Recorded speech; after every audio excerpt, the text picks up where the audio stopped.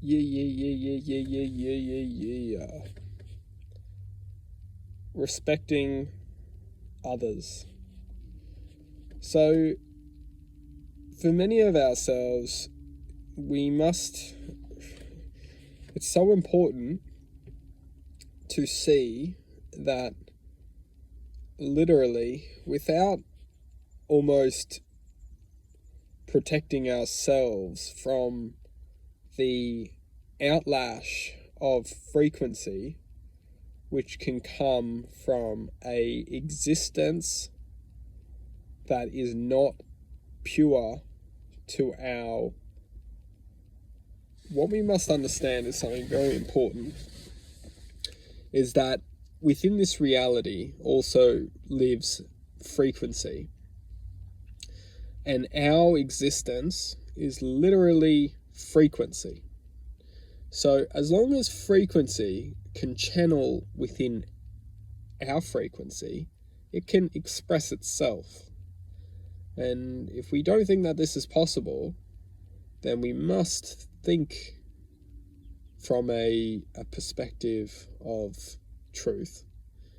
And truth being that as long as frequency can connect within its band of frequency, it can express itself. We can see this on radio channels, is that multiple different people can talk on one channel as long as it's tuning into that frequency. We work exactly the same way. And the way that this is done is that depending on our frequency of existence, our speed of sound, our speed of frequency, if frequency of outside, just frequency in general outside of ourselves, can ultimately tune into our speed of sound, it can express itself.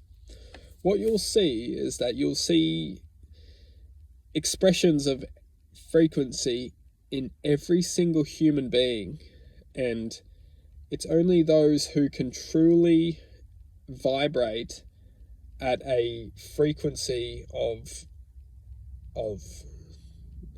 and we refer this as a frequency of self. You could call it a frequency of self, because what this is that people have essentially accumulated a level of knowledge and awareness to protect themselves, almost like an unknown channel, literally protected themselves within like an auric field of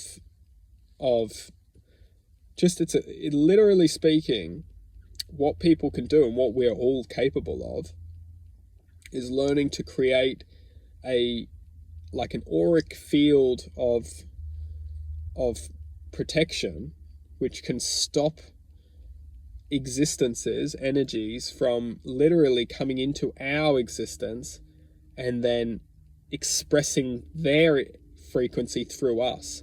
And we know this, and we can literally see this in every single part of ourselves, is that in times we don't know how something's happened. It's almost like something's come into us and did something, and then we look back and think, I had no control. It's because, and generally speaking, when we lower ourselves into anger and frustration, and we go into anger and frustration, like the energy, when we go down into the anger and frustration, it's there, literally energetically.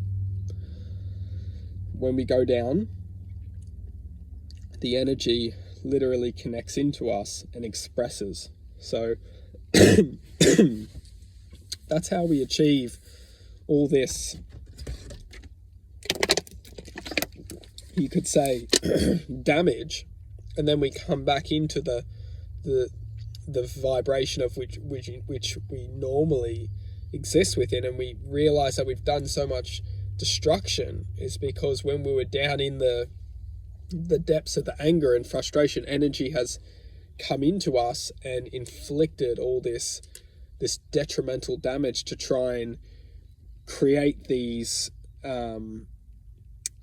like literally to try and then to bring the imbalances within our lives, to think, oh, we are all this evil and all of this damage and destruction.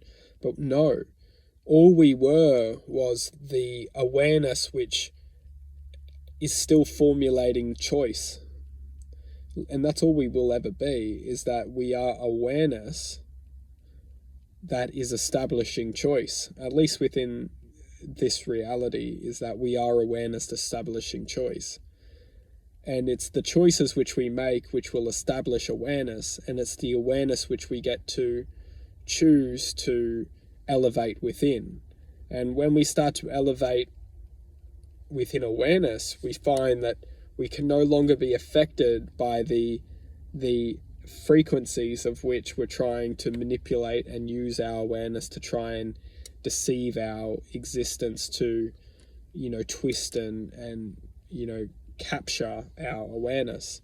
So it's all about releasing from what we think we know and just allowing the flow to take place.